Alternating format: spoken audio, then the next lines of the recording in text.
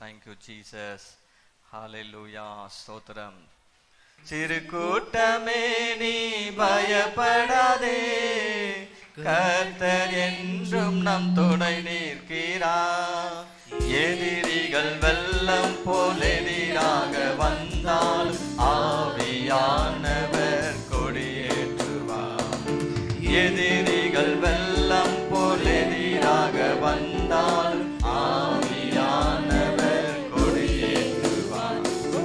பயமில்லை பயமில்லை பயமில்லையே, நம் சார்பில் கர்த்தருண்டு. பயமில்லையே, ஓ பயமில்லை பயமில்லை பயமில்லையே, நமக்காக யுத்தம் செய்வார். பயமில்லையே, ஓ பயமில்லை பயமில்லை பயமில்லையே, நம் சார்பில் கர்த்தருண்டு. பயமில்லையே, ஓ பயமில்லை பயமில்லை பயமில்லையே, நமக்காக யுத்தம் செய்வார். பயமில்லையே, என்னை நடத்திடும் தேவன் என்னோடு இருக்க பயமே எனக்கில்லையே. நான் நம்பிடும் தேவனின் துருகமாயிருப்பதால் கலக்கமே எனக்கில்லையே.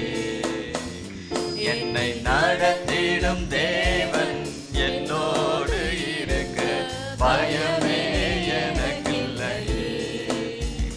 நான் நம்பிடும் தேவனின் துருகமாயிருப்பதால் கலக்கமே எனக்கில்லையே. ஒரு வசனத்தை நாம் வாசிக்கலாம்.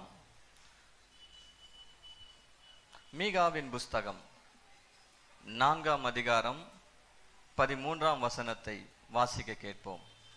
சீயோன் குமாரத்தியே, நீ எழுந்து போரடி. நான் உன் கொம்புகளை இரும்பும் உன் குளம்புகளை வெண்கலமும் ஆக்குவேன். நீ அநேக ஜனங்களை நொறுக்கி போடுவாய். அவர்கள் தேடி சேர்த்ததை நீ கர்த்தருக்கென்றும் அவருடைய ஆஸ்தியை பூமிக்கெல்லாம் ஆண்டவராய் இருக்கிறவருக்கென்றும் நியமிப்பாய். ஒரு நிமிடம் கண்களை மூடி நாம் ஜெபம் பண்ணுவோம். அன்பின் பரலோக தகப்பனே, இந்த மாதத்தின் முதல் நாளிலே எங்களுடைய சமூகத்தில் நீங்க பிரசன்னராக இருக்கிற தயவுக்காக நன்றி அப்பா. உம்முடைய ஜீவனுள்ள வார்த்தைகளை கேட்கும்படி உம்முடைய சமூகத்தில் வந்திருக்கிறோம். கர்த்தர் எங்களுக்கு கொடுக்கிற உம்முடைய எல்லா ஜீவ வார்த்தைகளுக்காக உமக்கு நன்றி சொல்லுகிறோம் அப்பா. ஆண்டவரே, ஸ்தோத்திரம் ஸ்தோத்திரம் ஸ்தோத்திரம். உம்முடைய வார்த்தைகளை நாங்கள் உள்வாங்கி கொண்டு நல்ல நிலமா இருந்து கர்த்தர் எதிர்பார்க்கிற பூரண பலனை நாங்கள் தரக்கூடியவர்களாய் காணப்படும்படி கிருபை செய்வீராக. எல்லா ஆண்டவரே, எங்களுடைய கவனத்தை திசை திருப்புகிற சத்துருவின் கிரியைகள், மற்ற எந்த பிசாசுடைய வல்லமைகள், எல்லா தடைகளையும் கர்த்தர் நிர்மலமாக்கி போடுவீராக. நன்றி அப்பா. எல்லா துதிகன மகிமையும் உமக்கே செலுத்தி இயேசு கிறிஸ்துவின் நாமத்தில் ஜெபிக்கிறோம். ஜெபம் கேளு நல்ல பிதாவே. ஆமேன் ஆமேன்.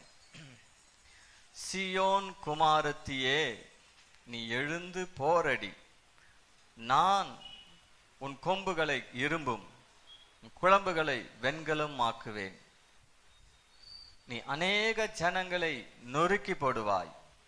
அவர்கள் தேடி சேர்த்ததை நீ கர்த்தருக்கென்றும் அவர்களுடைய ஆஸ்தியை பூமிக்கெல்லாம் ஆண்டவராய் இருக்கிறவருக்கென்றும் நியமிப்பாய். Arise and thresh, daughter of Zion, for I will make thine on iron, and I will make thy hoops brass, and thou shalt beat in pieces many people, and I will consecrate their gain unto the Lord, and their substance unto the Lord of the whole earth. எனக்கு அருமையான தேவனுடைய ஜனமே, மீகா தீர்க்கதரிசி இஸ்ரவேல் ஜனங்களுடைய எதிர்காலத்தை குறித்து தீர்க்க தரிசனமாக அவர் சொல்லியிருக்கிற வார்த்தைகளை நாம் கேட்டோம். சீயோன் குமாரத்தியை பார்த்து மீகா சொல்லுகிறார், எழுந்து போரடி என்று சொல்லி. இந்த இஸ்ரவேல் ஜனங்களுக்கு கிடைக்க போகிற விடுதலையை குறித்தும் அதற்கு பின்பு அவர்களுக்கு உண்டாயிருக்க போகிற மகிமையை குறித்தும் இந்த மீகா தீர்க்க தரிசனமாய் சொல்லி இருக்கிறார். இஸ்ரவேல் ஜனங்கள் அசிரியாவினாலும் பாபிலோனிவினாலும் அவர்கள் சிறைப்பட்டு போய் ஒரு அடிமைதன வாழ்க்கைக்குள்ளாக வாழ்ந்து கொண்டிருக்கிற காலகட்டத்திலே மீகாவின் மூலமாய் உண்டான தீர்க்கதரிசன வசனம். கவனியுங்கள், ஆண்டவர் தம்முடைய ஜனங்களை மறந்து விடவில்லை. ஆண்டவர் தம்முடைய ஜனங்களுடைய சிறையிருப்பை நீக்கும் போது அவர்களுக்கு உண்டாயிருக்க போகிற அந்த மகிமையை, அந்த ஆசீர்வாதங்களை குறித்து மீகா தெள்ள தெளிவாக இங்கு எழுதி வைத்திருக்கிறார்.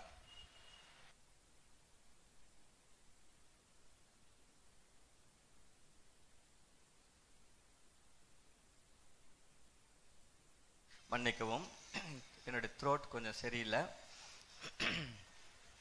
கவனிங்க, முக்கியமாக இந்த 3 காரியங்களை இந்த வேத பகுதியிலே நாம் பார்க்கிறோம்.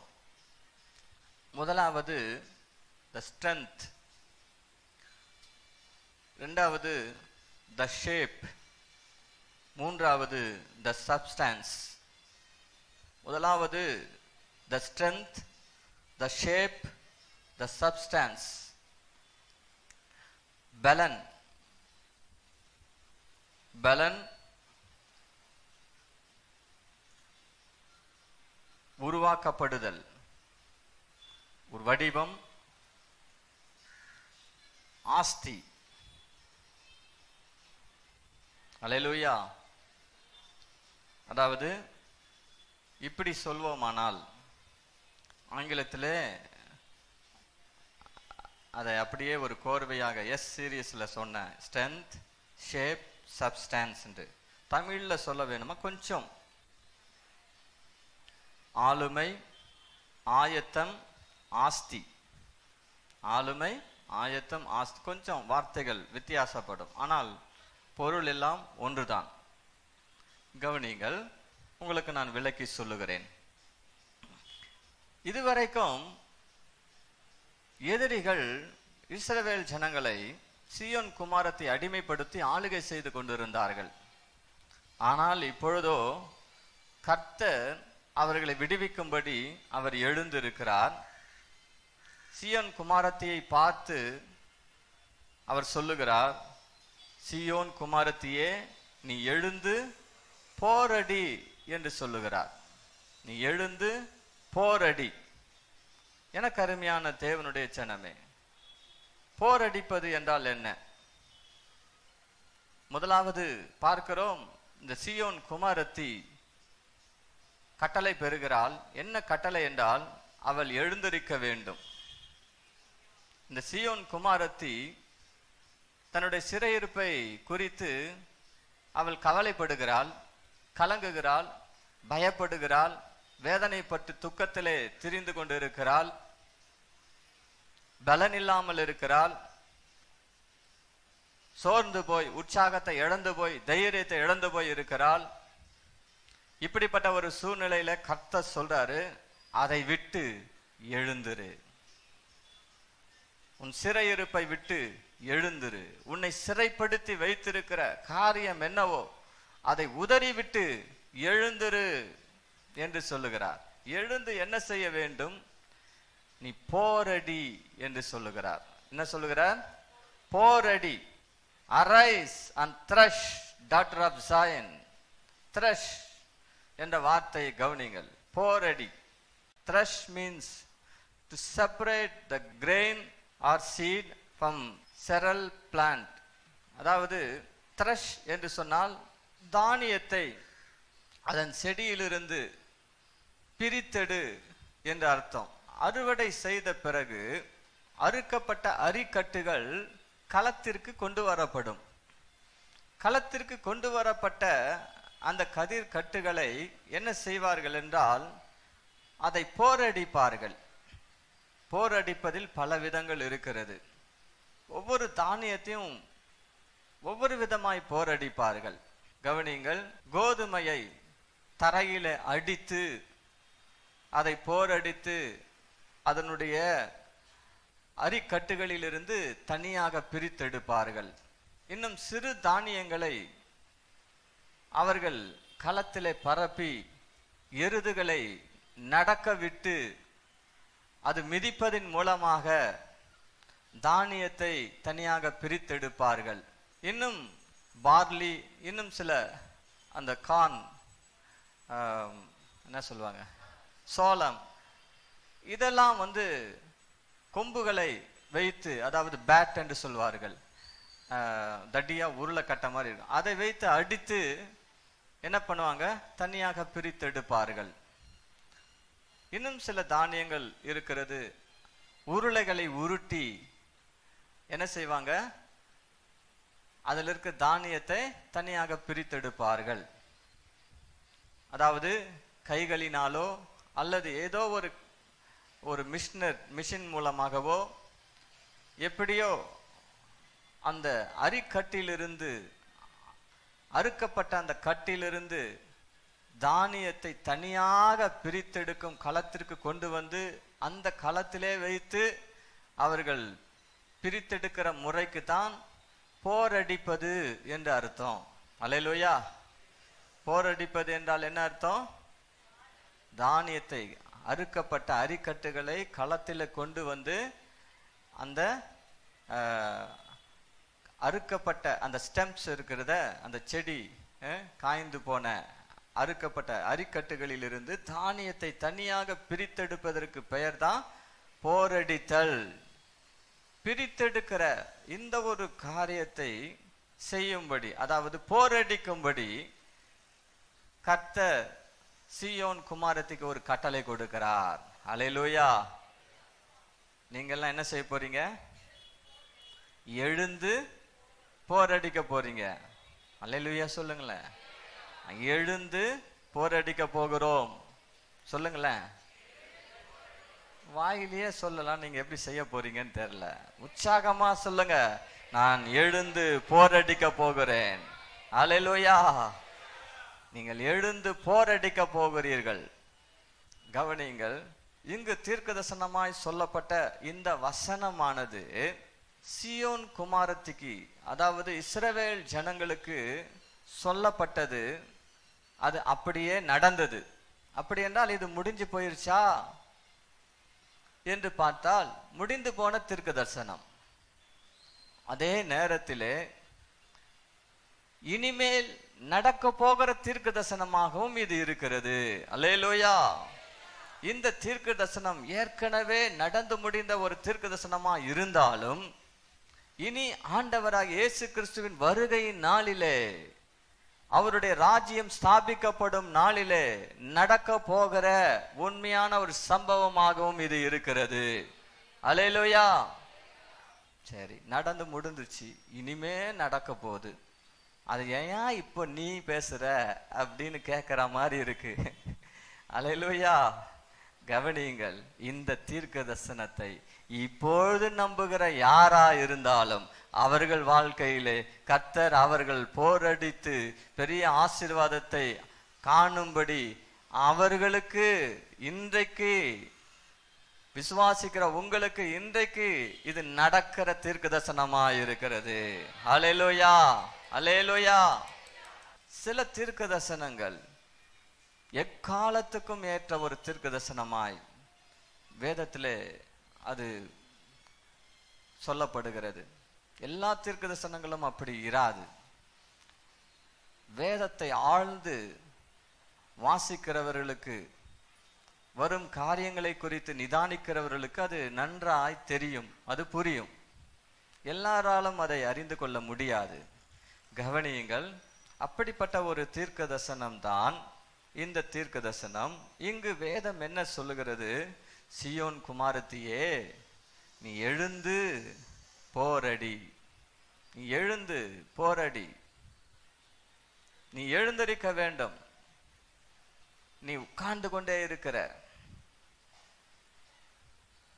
எதை விட்டெல்லாம் எழுந்திருக்கணும்? தூசியை உதறி விட்டு எழுந்திரு. கர்த்தர் சொல்லுகிறார், நீ எழுந்திரு, அப்பொழுது கர்த்தர் உன்னை பிரகாசிப்பிப்பார்.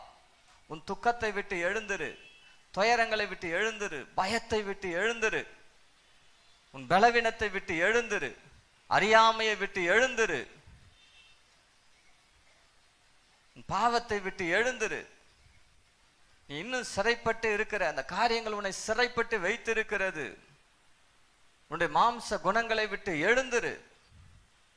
எதெல்லாம் விடணுமோ அதை விட்டு விடு, அதை விட்டு நீ எழுந்திரு. கர்த்தர் உன்னை போரடிக்கும்படி அழைக்கிறார்.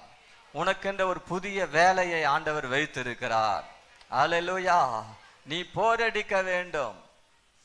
அசிரியாவின் நடுவிலே, பாபிலோனின் நடுவிலே சிறைப்பட்டு இருக்கிற சீயோன் குமாரத்தியே, உன்னை விடுவித்துக்கொள். உன்னுடைய நம்பிக்கையின்மையை விட்டு எழுந்திரு. உன்னுடைய சோர்வுகளை விட்டு, அதைரியத்தை விட்டு எழுந்திரு.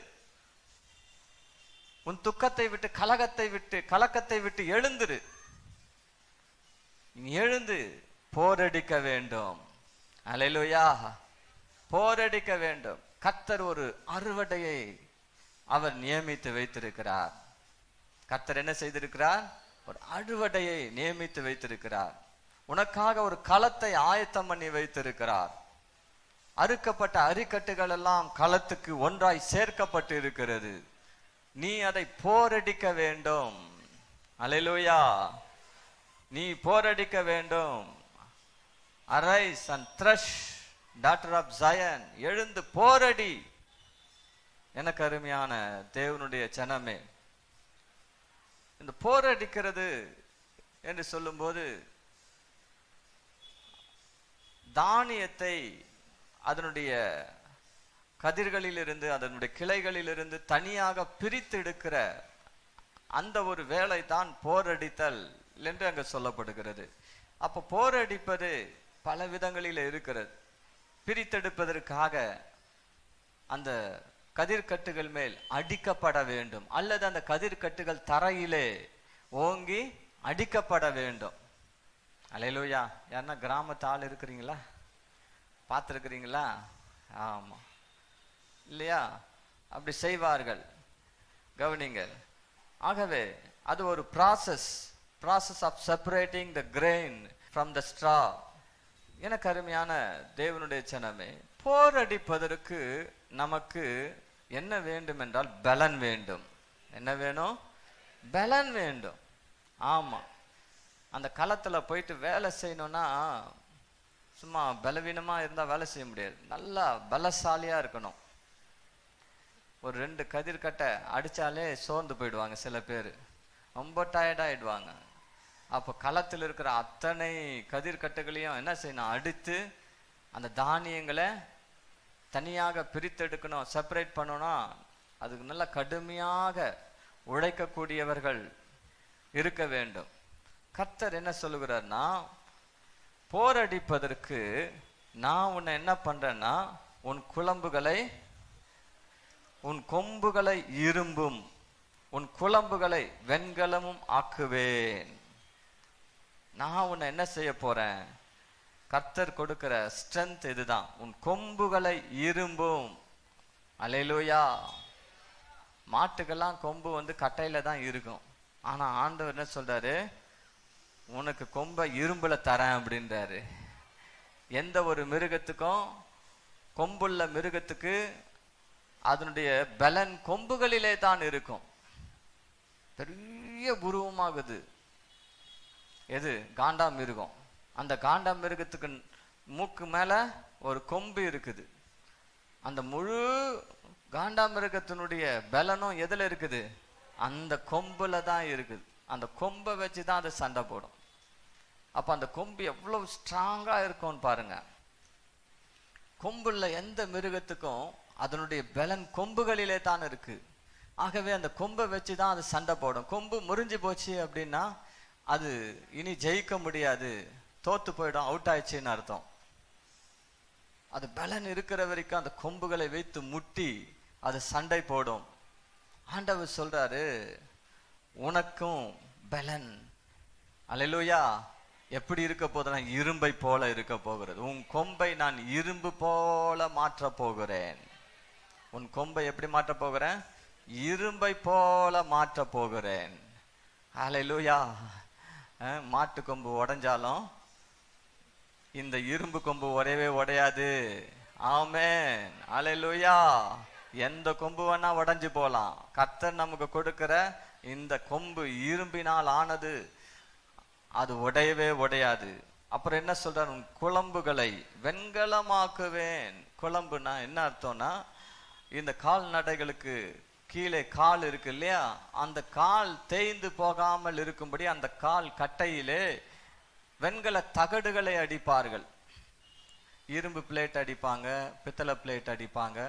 குதிரையின் கால்களிலே அது போன்ற லாடம் சொல்லுவாங்க இல்லையா, அது ஆணி வச்சு அந்த கால் தேஞ்சு போகாம இருக்கிறதுக்காக அடிப்பாங்க. அது எவ்வளவு ஓடினாலும் அந்த கால் தேய்ந்து போகாது, கட்டை தேய்ந்து போகாது.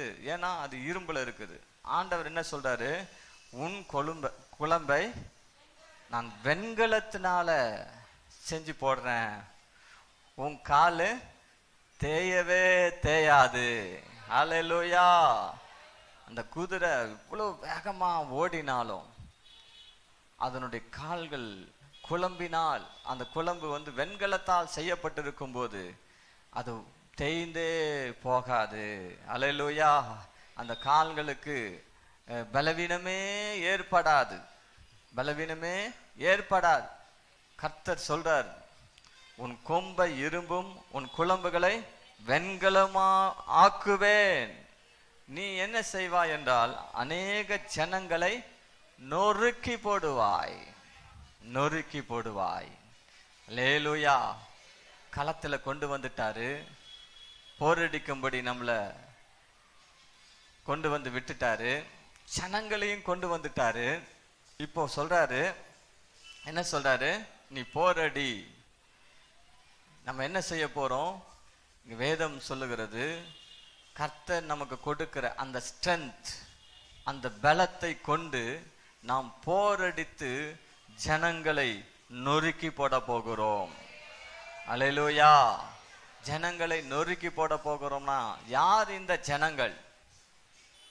அதுதான் ஒரு கேள்வி. யார் இந்த ஜனங்கள்? நம்மை அடிமைப்படுத்தின ஜனங்கள், உன்னை சிறுமைப்படுத்தின ஜனங்கள், உன்னை கட்டி வைத்த ஜனங்கள், உன்னை இழிவுபடுத்தினவர்கள். கொஞ்சம் யோசித்து பாருங்க. கர்த்தர் என்ன சொல்றார்னா, அந்த அசீரியர்களையும் அந்த பாபிலோனியர்களையும் நீ என்ன பண்ண போற? நொறுக்கி போடுவாய், நொறுக்கி போடுவாய். அவர்களை நீ போரடிப்பாய். அல்லேலூயா, அல்லேலூயா. எனக்கு அருமையான தேவனுடைய ஜனமே, கர்த்தர் இன்றைக்கு தீர்க்கதரிசனமாக நம்மோடு கூட பேசுகிறார். நம்முடைய தேசத்துல எந்த ஜாதி, எந்த ஜனம் கர்த்தருடைய பிள்ளைகளுக்கு விரோதமாய் எழும்பி அவர்களை சிறுமைப்படுத்தி, அவர்களை அடிமைப்படுத்தி, அவர்களுக்கு விரோதமாய் கிரியை செய்ததோ, அந்த ஜனங்களை நாம் எழுந்து போரடிக்க போகிறோம். அந்த ஜனங்களை கர்த்தர் நம்முடைய கையிலே கொண்டு வர போகிறார். அந்த ஜனங்கள், வேதம் சொல்லுகிறது, அவர்கள் நம்முடைய காலின் கீழே இருப்பார்கள். அவர்களை நாம் எருதுகள் போரடிக்கிறது போல அவர்களை மிதித்து போட போகிறோம். அல்லேலூயா. கர்த்தர் நமக்காக எழுந்திருக்கிறார். அல்லேலூயா. உங்கள் கொம்புகளை இரும்பாக மாற்றுகிறார், உங்கள் குளம்புகளை வெண்கலமாக மாற்றுகிறார். கர்த்தர் உங்களுக்கு புது பலன் தருகிறார். எனக்கு அருமையான தேவனுடைய ஜனமே, அவர்கள் நம்முடைய காலின் கீழே மிதிப்பட போகிறார்கள். அப்படிதான் வேதம் சொல்லுகிறது. போரடிப்பது என்றால் அப்படிதான். சில தானியங்கள் எல்லாம் அது களத்திலே பரப்பப்பட்டு கால்களினால மிதிக்கப்பட வேண்டும். கால்களினாலே நன்றாக அது மிதிக்கப்படும் போதுதான் அந்த தானியம் தனியாக பிரித்தெடுக்கப்படும். அல்லேலூயா.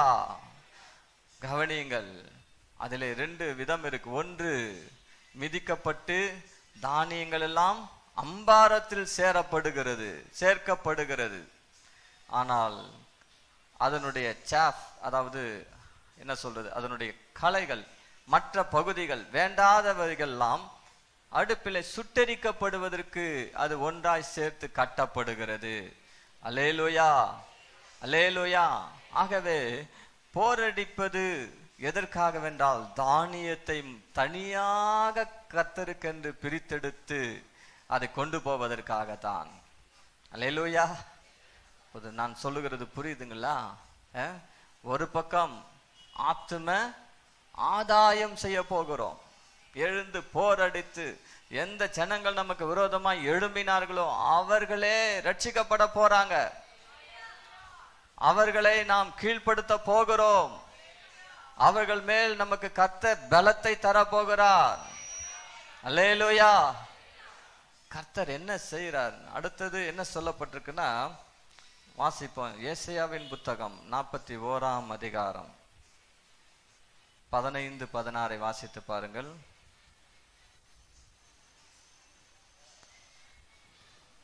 இதோ போரடிக்கிறதற்கு நான் உன்னை புதிதும் கூர்மையுமான பற்களுள்ள எந்திரமாக்குகிறேன். நீ மலைகளை மிதித்து நொறுக்கி குன்றுகளை பதருக்கு ஒப்பாக்கி விடுவாய். அவைகளை தூற்றுவாய். அப்பொழுது காற்று அவைகளை கொண்டு போய் சுழல் காற்று அவைகளை பறக்கடிக்கும். நீயோ கர்த்தருக்குள்ளே களி கூர்ந்து இஸ்ரவேலின் பரிசுத்தருக்குள்ளே மேன்மை பாராட்டி கொண்டிருப்பாய். எனக்கு அருமையான தேவனுடைய ஜனமே, கர்த்தர் என்ன சொல்றாருன்னா, உன்னை போரடிக்கிறதுக்கு நான் என்ன செய்யறேன்னா உனக்கு ஒரு புது ஷேப்பை கொடுக்க போறேன். அல்லேலூயா. உன்னை ஷார்ப்பாக்க போகிறேன். கூர்மையான எந்திரமாக மாற்ற போகிறேன். அல்லேலூயா சொல்லுவோமா? அல்லேலூயா. இது வரைக்கும் நீ ஒன்னுக்கும் உதவாதவனா இருந்த, எதுக்கும் தகுதி இல்லாதவனா இருந்த, பயன்படாதவனா இருந்த. ஆனா கர்த்தர் சொல்றாரு, இனி நீ போரடிக்க போகிற, போரடிக்கிறதுக்கு உனக்கு பலத்தை தருவேன். அது மாத்திரமல்ல, போரடிக்கிறதுக்கு உன்னை ஒரு ஆயுதமாக மாற்ற போகிறேன். கர்த்தருடைய கரத்துல நீ ஒரு ஆயுதமா இருக்க போகிறாய். அல்லேலூயா. எப்படிப்பட்ட ஆயுதம்? புதிதும் கூர்மையுமான பற்களுள்ள எந்திரமாக்குகிறேன். புதிதும் கூர்மையுமான பற்களுள்ள எந்திரமாக்குகிறேன். நீ என்ன செய்வ? மலைகளை மிதித்து நொறுக்கி குன்றுகளை பதருக்கு ஒப்பாக்கி விடுவாய். எதெல்லாம் பெரிய மலை மாதிரி இருக்குதோ அதை பார்த்து இனி நீ பயப்பட மாட்ட. அந்த மலைகளை நீ என்ன செய்ய போற? மிதிக்க போகிற. அந்த மலை உன் காலின் கீழே இருக்க போகிறது. எதெல்லாம் பெரிய மலைன்னு நினைச்சிருந்தியோ, எதெல்லாம் பெரிய, அதாவது கோலியாத்தை போன்ற பெரிய உருவத்தை பார்த்து, பெரிய காரியங்களை, பிரச்சனைகளை பார்த்து பயந்து கொண்டு இருந்தியோ, கர்த்தர் சொல்றார், நீ அதை மிதிக்க போகிற. உன் காலின் கீழே நான் கொண்டு வருவேன். நீ அதை மிதித்து என்ன செய்ய போகிற? நொறுக்கி குன்றுக்கு பதராக்கி குன்றுகளை பதருக்கு ஒப்பாக்கி விடுவாய். அல்லேலூயா. சின்ன சின்ன மலைகள், அதெல்லாம் குன்றுகள். இந்த குன்றுகளை என்ன செய்ய போற? பதறு. கொஞ்சம் யோசித்து பாருங்க. காத்துல அப்படி பறந்து போகிற பதருக்கு ஒப்பாக அதை மாற்றி விடுவாய். இது எப்படிப்பட்ட ஏந்திரம்னு தெரியல. மலைகளையே மிதித்து நொறுக்கி அப்படியே அதை ஸ்மாஷ் பண்ணி காத்துல பறக்க விடுகிற பதருக்கு ஒப்பாக மாற்றக்கூடிய பயங்கரமான எந்திரம் இது. அல்லேலூயா. கர்த்தர் உன்னை அப்படி ஆக்க போகிறார். எத்தனை பேர் விசுவாசிக்கிறீங்க? இனி நீ மலையை பார்த்து பயந்து கொண்டு இருக்க மாட்ட, குன்றுகளை பார்த்து பயந்து கொண்டு இருக்க மாட்ட, உன்னை அடிமைப்படுத்தின சத்துருவை பார்த்து, எதிரியை பார்த்து பயந்து கொண்டு இருக்க போகிறது இல்லை. ஹல்லேலூயா.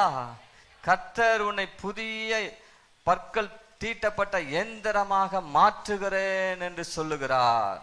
கர்த்தருடைய வல்லமையான செயலை பாருங்க. எனக்கு அருமையான தேவனுடைய ஜனமே, எரேமியா 51:33 வாசித்து பாருங்க. பாபிலோன் குமாரத்தி மிதிக்கப்படும் களத்துக்கு சமானம், அதை போரடிக்கும் காலம் வந்தது, இன்னும் கொஞ்ச காலத்திலே அறுப்பு காலம் அதற்கு வரும் என்று இஸ்ரவேலின் தேவனாகிய சேனைகளின் கர்த்தர் சொல்லுகிறார். கர்த்தர் சீயோன் குமாரத்தியை பார்த்து பேசினாரு. ஆனா இப்போ பாபிலோன் குமாரத்தியை பார்த்து பேசுறார். யார் இந்த பாபிலோன் குமாரத்தி? சீயோன் குமாரத்தியை அடிமைப்படுத்தினவள். கவனிங்க, சீயோன் குமாரத்தியே, உன்னை அடிமைப்படுத்தின இந்த பாபிலோன் ஆனாலும் சரி, அசிரியாவானாலும் சரி, நான் என்ன செய்யறேன்னா அது மிதிக்கப்படும்படி களத்துக்கு கொண்டு வருவேன். அல்லேலூயா. களத்துக்கு சமானமாய் அது மாறும். அது போரடிக்கும் காலம் வந்துச்சு. கர்த்தர் சொல்றாரு, போரடிக்கும் காலம் வந்தது, இன்னும் கொஞ்ச காலத்துல அறுப்பு காலம் அதற்கு வரும் என்று இஸ்ரவேலின் தேவனாகிய சேனைகளின் கர்த்தர் சொல்லுகிறார். எனக்கு அருமையான தேவனுடைய ஜனமே, பயப்பட வேண்டாம், கலங்க வேண்டாம். இந்த தேசத்திலே கர்த்தருடைய பிள்ளைகளுக்கு விரோதமா எவர் எழும்பினாலும் சரி, கர்த்தர் சொல்லுகிறார், பாபிலோன் குமாரத்தியே, உனக்கு ஒரு அறுப்பு காலத்தை வைத்திருக்கிறேன். நீ களத்துக்கு கொண்டு வரப்படுவாய், நீ போரடிக்கப்படுவாய், சீயோன் குமாரத்தின் காலின் கீழே நீ மிதிக்கப்படுவாய் என்று கர்த்தர் சொல்லுகிறார்.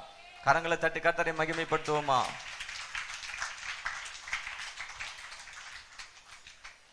கர்த்தர் சொல்றாரு, சிறுமந்தையே பயப்படாதே, நான் உனக்கு துணை நிற்கிறேன். அல்லேலூயா. உன்னோடு போராடினவர்களை நீ தேடியும் காணாதிருப்பாய், தேடியும் காணாதிருப்பாய். நான் உனக்கு துணை நிற்கிறேன், நீ பயப்படாதே என்று கர்த்தர் சொல்லுகிறார். எனக்கு அருமையான தேவனுடைய ஜனமே, கர்த்தர் உன்னை ஒரு கூர்மையான எந்திரமாக, ஆயுதமாக மாற்ற விரும்புகிறார். அவருடைய கரத்திலே கர்த்தர் உன்னை எடுத்து பயன்படுத்த விரும்புகிறார். எத்தனை பேர் அவருடைய கரத்துல உங்களை ஒப்பு கொடுக்க போறீங்க? ஆமென். அல்லேலூயா. உங்களை கொண்டு கர்த்தர் போரடிக்க போகிறார். அவர்களை உங்கள் காலின் கீழே கர்த்தர் கொண்டு வர போகிறார். அல்லேலூயா. அடுத்ததாக என்ன சொல்லுகிறார் என்றால், மீகா 4:13 சீயோன் குமாரத்தியே, நீ எழுந்து போரடி, நான் உன் கொம்புகளை இரும்பும் உன் குளம்புகளை வெண்கலமும் ஆக்குவேன். நீ அநேக ஜனங்களை நொறுக்கி போடுவாய், அவர்கள் தேடி சேர்த்ததை நீ கர்த்தருக்கென்றும் அவருடைய ஆஸ்தியை பூமிக்கெல்லாம் ஆண்டவராய் இருக்கிறவருக்கென்றும் நியமிப்பாய். எதெல்லாம் அடிச்சு புடுங்கினாங்களோ இப்போ அதையெல்லாம் நீ அடிச்சு புடுங்க போகிற. அல்லேலூயா. இஸ்ரவேல் ஜனங்கள் எகிப்து தேசத்தை விட்டு புறப்படும் போது அங்க வேதம் சொல்லுகிறது, அவர்கள் எகிப்தியரை கொள்ளையிட்டார்கள். மிகுந்த ஆஸ்திகளோட அவர்கள் புறப்பட்டு வந்தார்கள். புறப்படும் நாளிலே அவங்க போனா போதும் சொல்லி எகிப்தியர்கள் தங்களுடைய வீடுகளை எல்லாம் திறந்து வச்சுட்டாங்களாம். உனக்கு என்ன வேணுமோ அது எல்லாத்தையும் நீங்க எடுத்துட்டு போங்க, போனா போதும், எங்க தேசத்தை விட்டு நீங்க புறப்பட்டு போனா போதும் அப்படின்னு சொல்லிட்டு வீடுகளை திறந்து வைத்து விட்டார்கள். எகிப்தியரை அவர்கள் கொள்ளையிட்டு மிகுந்த ஆஸ்திகளோட அவர்கள் அங்கிருந்து புறப்பட்டு வந்தார்கள். எவ்வளவு காலம் அவருடைய உழைப்பை சாப்பிட்டார்களோ, அவருடைய பலனை சாப்பிட்டார்களோ, அவர்களுக்கு வேண்டிய நீதியை செலுத்தாமல், அவளுக்கு வேண்டிய கூலியை கொடுக்காமல் இருந்தார்களோ, அதற்கெல்லாம் பல மடங்காக அவர்கள் கொடுத்து தீர வேண்டியதா இருந்தது. அவர்களை கொள்ளையிட்டார்கள் இஸ்ரவேல் ஜனங்க. அதே போல ஒரு கொள்ளை இங்கு நடைபெற போகிறது. அவங்க என்னெல்லாம் இப்போ சேர்த்து வைக்கிறாங்களோ, அல்லேலூயா, எதெல்லாம் சேர்த்து வைக்கிறாங்களோ அந்த ஆஸ்தி எல்லாம் கர்த்தர் என்ன பண்றாரு? உங்க கையில கொடுக்க போகிறார். கரங்களை தட்டி கர்த்தரை மகிமைப்படுத்துவோம். இது நடக்க போகிறது, நடக்க போகிறது.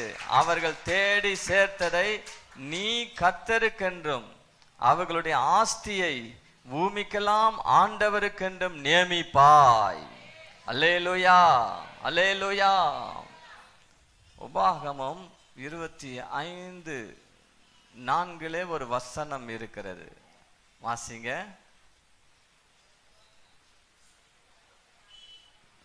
போரடிக்கிற மாட்டை வாய் கட்டாயாக. போரடிக்கிற மாட்டை வாய் கட்டாயாக. 1 கொரிந்தியர் 9:9 அதே தான் அப்போஸ்தலனாகிய பவுல் குறிப்பிட்டு எழுதுகிறார். கவனியுங்கள். ஒரு மாடு போரடிக்கும் போது போரடிக்கிற மாட்டை வாய் கட்டாயாக. ஏன்னா கர்த்தர் சொல்றாரு போரடிக்கிறதுப்பா, ஆகவே அது எவ்வளவு சாப்பிடணுமோ சாப்பிட்டோம், எவ்வளவு வேணுமோ அது எடுத்துக்கொள்ளட்டும், ஏனென்றால் அது போரடிக்கிறது. அல்லேலூயா, அல்லேலூயா. எத்தனை பேருக்கு புரிஞ்சுது? எத்தனை பேர் புரிஞ்சுது? எனக்கு அருமையான தேவனுடைய ஜனமே, நீங்கள் எழுந்து கர்த்தருடைய வார்த்தையின்படி போரடிக்கும் போது கர்த்தர் சொல்றாரு, உங்களுக்கு தேவையானது அத்தனையும் நான் அருளுவேன். அல்லேலூயா. உங்கள் வாய் நன்மையினால் நிரப்பப்படும். அல்லேலூயா. நீங்கள் திருப்தியாவீர்கள். அல்லேலூயா சொல்லுங்க. உங்களை நான் நன்மைகளால் நிரப்புவேன். ஆனா ஒண்ணு, அந்த மாடு போரடிக்கணும். களத்துல வந்து போரடிச்சாதான் அதுக்கு தேவையானது திருப்தியா அது சாப்பிட முடியும். ஆமா, அது திருப்தியா சாப்பிட முடியும். கர்த்தர் கையில யாரெல்லாம் போரடிக்கிறதுக்கு ஆயுதமாய் பயன்படுத்தும்படி தங்களை அர்ப்பணிக்கிறார்களோ, ஒப்படைக்கிறார்களோ, கர்த்தர் அவர்களை எடுத்து பயன்படுத்தும் போது நிச்சயமாய் சொல்லுகிறேன், அவருடைய வாழ்க்கையில ஒரு நன்மையும் குறைவுபட்டு போகாது. அவருடைய தேவைகள் அத்தனையும் சந்திக்கப்படும். அவர்கள் மகிழ்ச்சியையும் திருப்தியையும் அடைவார்கள். அல்லேலூயா, அல்லேலூயா சொல்லுங்க. எனக்கு அருமையான தேவனுடைய ஜனமே, வாசித்து பாருங்கள். ஏசாயா 61:6. நீங்களோ கர்த்தரின் ஆசாரியர் என்று சொல்லப்படுவீர்கள், உங்களை நமது தேவனுடைய பணிவிடைக்காரர் என்பார்கள். நீங்கள் ஜாதிகள் செல்வத்தை அனுபவித்து அவர்கள் மகிமையை கொண்டு மேன்மை பாராட்டுவீர்கள். நீங்கள் ஜாதிகளின் செல்வத்தை அனுபவித்து அவர்கள் மகிமையை கொண்டு மேன்மை பாராட்டுவீர்கள். உங்கள் வெட்கத்துக்கு பதிலாக இரட்டதனையாய் பலன் வரும். லட்சைக்கு பதிலாக தங்கள் பாகத்தில் சந்தோஷப்படுவார்கள். அதன் நிமித்தம் தங்கள் தேசத்தில் இரட்டிப்பான சுதந்திரம் அடைவார்கள். நித்திய மகிழ்ச்சி அவர்களுக்கு உண்டாகும். அல்லேலூயா சொல்வோமா? ஜாதிகளின் செல்வத்தை நீங்கள் அனுபவிக்க போறீங்க. கர்த்தர் சொல்றார், அவருடைய ஆஸ்தி கர்த்தருக்கென்று நீங்கள் கொண்டு வருவீங்க. கர்த்தருக்காக அதை நியமிப்பீங்க. அவர்கள் கஷ்டப்பட்டு சேர்த்து வைத்ததை கர்த்தருக்கென்று நீங்கள் கொள்ளையிடுவீங்க. அல்லேலூயா. அதைத்தான் the substance என்று சொன்னேன். the spoil அல்லது substance. அவர்கள் தேடி சேர்த்து வைத்த ஆஸ்திகள், அவருடைய உடைமைகள் கர்த்தர் உங்களுக்கு தருவேன் என்று சொல்லுகிறார். ஆகவே எனக்கு அருமையான தேவனுடைய ஜனமே, கர்த்தர் இன்றைக்கு உங்களோடு பேசுகிறார். நீங்கள் இந்த மீகாவில் வாசித்து பாருங்க, 10ஆம் வசனத்திலிருந்து, 4ஆம் அதிகாரம் 10ஆம் வசனத்திலிருந்து. சீயோன் குமாரத்தியே, பிரசவ ஸ்திரீயை போல அம்பாயப்பட்டு வேதனைப்படு. நீ இப்போது நகரத்திலிருந்து புறப்பட்டு வெளிகளில் தங்கி பாபிலோன் வரைக்கும் போவாய். அங்கே விடுவிக்கப்படுவாய். அங்கே கர்த்தர் உன்னை உன் சத்துருக்களின் கைக்கு நீங்களாக்கி மீட்பார்.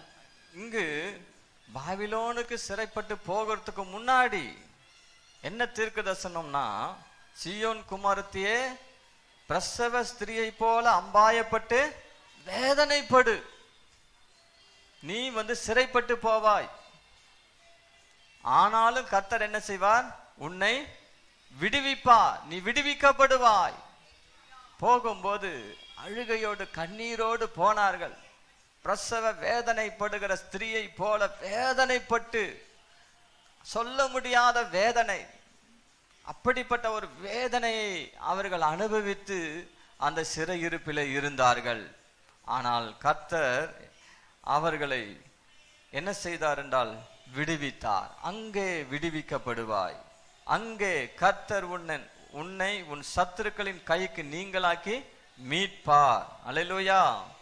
சீயோன் தீட்டுப்படுவாளாக, எங்கள் கண் அவளை காண்பதாக என்று சொல்லி அநேக ஜாதிகள் உனக்கு விரோதமாய் கூடி இருக்கிறார்கள். ஆனாலும் உனக்கு விரோதமாய் வந்தாங்க, நிறைய பேர் உனக்கு விரோதமாய் வந்தாங்க, கூட்டமாய் வந்தாங்க. கர்த்தர் சொல்றார், ஆனாலும் அவர்களுடைய நினைவுகளை, அவர்கள் கர்த்தருடைய நினைவுகளை அறியாமலும் அவருடைய யோசனைகளை உணராமலும் இருக்கிறார்கள். அவர் அரிக்கட்டுகளை போல அவர்களை களத்திலே சேர்ப்பார். அல்லேலூயா. இந்த எதிரிகளை கர்த்தர் என்ன செய்வார்னா அரிக்கட்டுகளை போல சேர்ப்பார். அவர்கள் எல்லாம் விரோதமாய் எழும்பினார்கள், வந்தார்கள். ஆனால் கர்த்தருடைய நினைவுகளை அவர்கள் அறியாம, அவருடைய யோசனையை உணராம இருந்தாங்க. எனக்கு அருமையான தேவனுடைய ஜனமே, கர்த்தருடைய நினைவுகளை அவர்கள் அறியாம போனாங்க. The enemies, they do not know the thought of God. கர்த்தருடைய நினைவுகள், நம்மை குறித்து இருக்கிற நினைவுகளை அவர்கள் அறியவில்லை. கர்த்தர் நம்மை ஆசீர்வதிப்பதே அவருடைய விருப்பமா இருக்கிறது. அல்லேலூயா.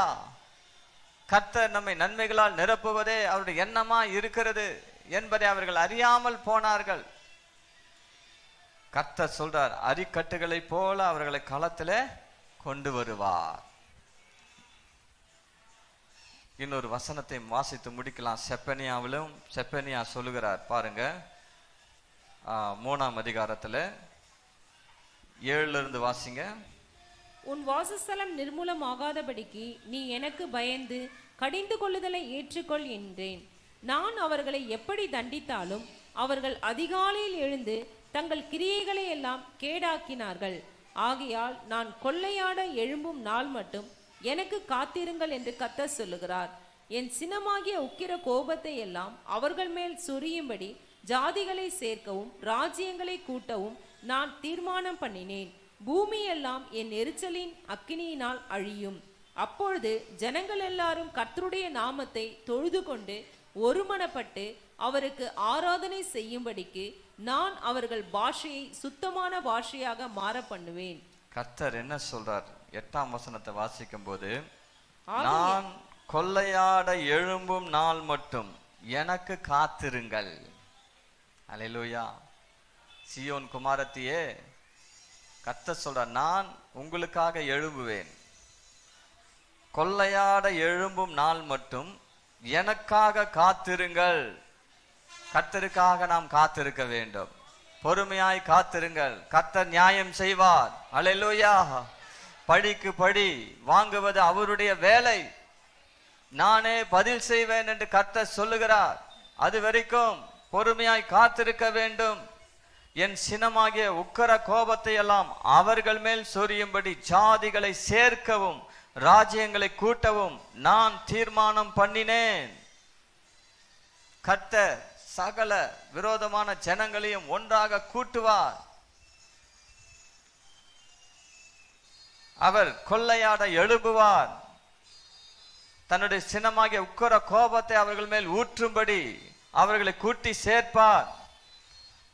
பூமியெல்லாம் கர்த்தருடைய எரிச்சலின் அக்கினியினால் அழியும். அப்பொழுது ஜனங்கள் எல்லாரும் கர்த்தருடைய நாமத்தை தொழுது கொள்வார்கள். அல்லேலூயா. அப்பொழுது ஜனங்க என்ன பண்ண, ஒருமனப்பட்டு அவருக்கு ஆராதனை செய்யும்படி நான் அவர்கள் பாஷையை சுத்தமான பாஷையாக மாற பண்ணுவேன் என்று கர்த்தர் சொல்லுகிறார். அல்லேலூயா. எனக்கு அருமையான தேவனுடைய ஜனமே, நாம் செய்ய வேண்டியது என்னன்னு கேட்டா, அவருடைய சத்தத்துக்கு செவி கொடுக்க வேண்டும். அவர் கடிந்து கொள்ளும் போது அதை நாம் சந்தோஷமாய் ஏற்றுக்கொள்ள வேண்டும். அல்லேலூயா. அவருக்காக காத்திருக்க வேண்டும். இப்படி செய்யும் போது நிச்சயமாக அவரை தவிர வேறொரு தேவன் இந்த பூமியிலே இல்லை என்பதை நாம் அறிந்து கொள்ளும்படி, உலகம் அறிந்து கொள்ளும்படி கர்த்தர் செய்வார். கரங்களை தட்டி கர்த்தரை மகிமைப்படுத்துவோமா? ஹல்லேலூயா. 19, 20 வாசிப்போம். இதோ அக்காலத்திலே உன்னை சிறுமைப்படுத்தின யாவரையும் தண்டிப்பேன். நொண்டியானவனை ரட்சித்து தள்ளுண்டவனை சேர்த்து கொள்ளுவேன். அவர்கள் வெட்கம் அனுபவித்த சகல தேசங்களிலும் அவர்களுக்கு புகழ்ச்சியும் கீர்த்தியும் உண்டாக செய்வேன். அக்காலத்திலே உங்களை கூட்டிக் கொண்டு வருவேன். அக்காலத்திலே உங்களை சேர்த்து கொள்ளுவேன்.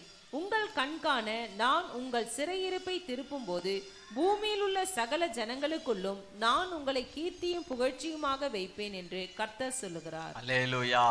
கர்த்தர் சொல்றார், சிறைப்பட்டு போன இடத்திலே நான் உங்களை புகழ்ச்சியும் கீர்த்தியுமாக வைப்பேன், உங்களுக்கு புகழ்ச்சியும் கீர்த்தியும் உண்டாக செய்வேன் என்று சொல்லுகிறார். அல்லேலூயா சொல்லுவோமா? அல்லேலூயா. எனக்கு அருமையான தேவனுடைய ஜனமே, ஒரு மனுஷனுக்கு தேவையானது என்ன தெரியுமா? ஒரு நல்ல பேர். இந்த பேரு கெட்டு போச்சு அப்படின்னா போச்சு. இந்த நல்ல பேரை நமக்கு தருகிறவர் யார் தெரியுமா? கர்த்தர் தான். கர்த்தர் சொல்றாரு, உனக்கு புகழ்ச்சியும் கீர்த்தியும் உண்டாயிருக்கும்படி செய்வேன், உனக்கு ஒரு நல்ல பேரு சமுதாயத்துல உண்டாயிருக்கும்படி செய்வேன், உன் தலையை உயர்த்துவேன் என்று சொல்றார். அவன் மரிக்கும் போது அவன் நல்ல மனுஷன்னு சொல்லணும், நல்ல பேரு நமக்கு உண்டாயிருக்கணும், நமக்கு புகழ்ச்சியும் கீர்த்தியும் உண்டாயிருக்கணும். அல்லேலூயா. கர்த்தர் நம்முடைய சிறையிருப்பை திருப்பி, கர்த்தர் நம்மை போரடிக்கிறதுக்கு ஆயுதமாய் உருவாக்கி எடுத்து பயன்படுத்தும் போது, அவருடைய சித்தம் நம்மில் நிறைவேறும் போது நிச்சயமாய் இது நடக்கும். கண்களை மூடுவோமா? ஹல்லேலூயா. சீயோன் குமாரத்தியே கம்பீரித்து பாடு, இஸ்ரவேலே ஆர்ப்பரியுங்கள், எருசலேம் குமாரத்தியே நீ முழு இருதயத்தோடு மகிழ்ந்து களி கூறு. கர்த்தர் உன் ஆக்கினைகளை அகற்றி உன் சத்துருக்களை விலக்கினார். இஸ்ரவேலின் ராஜாவாகிய கர்த்தர் உன் நடுவில் இருக்கிறார், இனி தீங்கை காணாதிருப்பாய். ஹல்லேலூயா. ஹல்லேலூயா. சோத்திரம் சோத்திரம் சோத்திரம். கர்த்தர் நம்மோடு பேசின கிருபையுள்ள வார்த்தைகளுக்காக கரங்களை தட்டி கர்த்தரை மகிமைப்படுத்துவோமா?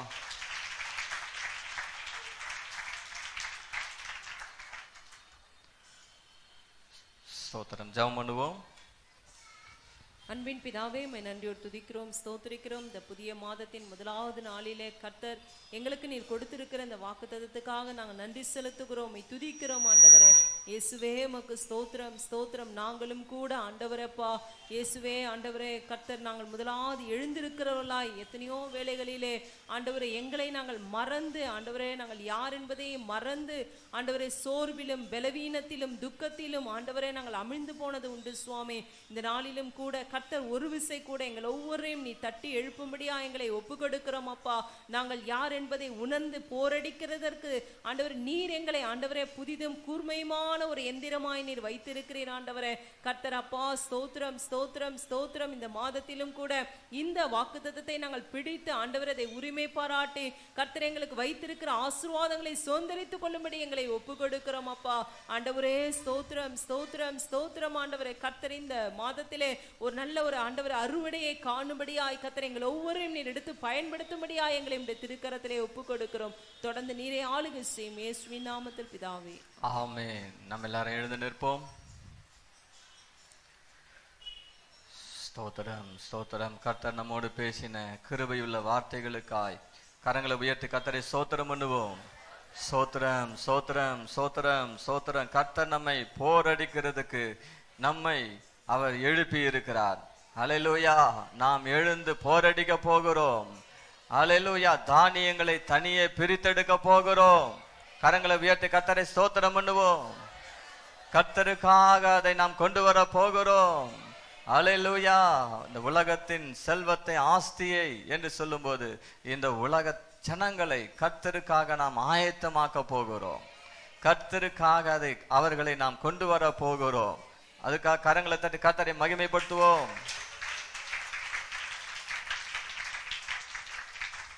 சோத்திரம் சோத்திரம். பிதாவாகிய தேவனை ஸ்தோத்திரம் பண்ணுவோம். கர்த்தராகிய இயேசு கிறிஸ்துவை ஸ்தோத்திரம் பண்ணுவோம். பரிசுத்த ஆவியாகிய தேவனை ஸ்தோத்திரம் பண்ணுவோம். என் ஆத்துமாவே கர்த்தரை ஸ்தோத்திரி, என் முழு உள்ளமே அவருடைய பரிசுத்த நாமத்தை ஸ்தோத்திரி. என் ஆத்துமாவே கர்த்தரை ஸ்தோத்திரி, அவர் செய்த சகல உபகாரங்களையும் மறவாதே. ஆமேன், ஆமேன். நம்முடைய கர்த்தராகிய இயேசு கிறிஸ்துவின் கிருபையும் பிதாவாகிய தேவனுடைய அன்பும் பரிசுத்த ஆவியானவருடைய ஐக்கியமும் இங்கு வந்திருக்கிற கர்த்தருடைய பிள்ளைகள் அனைவரோடும் கர்த்தருடைய வருகை மட்டும் முகமுகமாய் நாம் அவரை தரிசிக்கும் நாள் வரையிலும் இருப்பதாக. ஆமேன், ஆமேன். God bless you. கர்த்தர் உங்களை ஆசீர்வதிப்பார். சண்டே ஸ்கூல் உண்டு, யூத் மீட்டிங்கும் உண்டு.